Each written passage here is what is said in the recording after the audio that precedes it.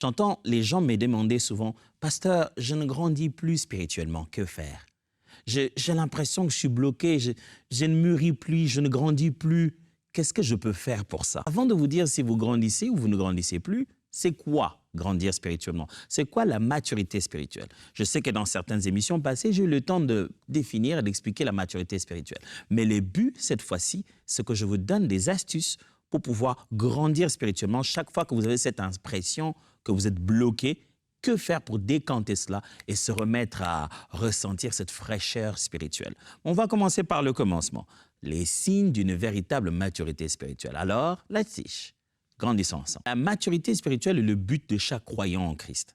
Tous ceux qui viennent dans le Seigneur Jésus doivent finalement arriver à devenir mûrs. Et le but de la maturité, c'est le service. Et aussi être à l'état d'homme fait pour attendre le retour de Christ.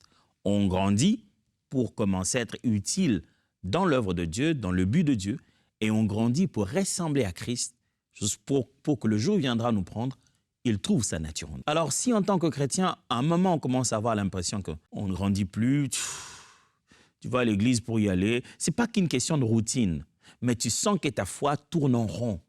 C'est pas qu'une question d'information, de connaissances que l'homme de Dieu présente à l'église ou non. Et tu sens que personnellement, tu vis une vie chrétienne qui est vraiment au plateau. Tu ne mûris plus. Une nouvelle expérience de Dieu.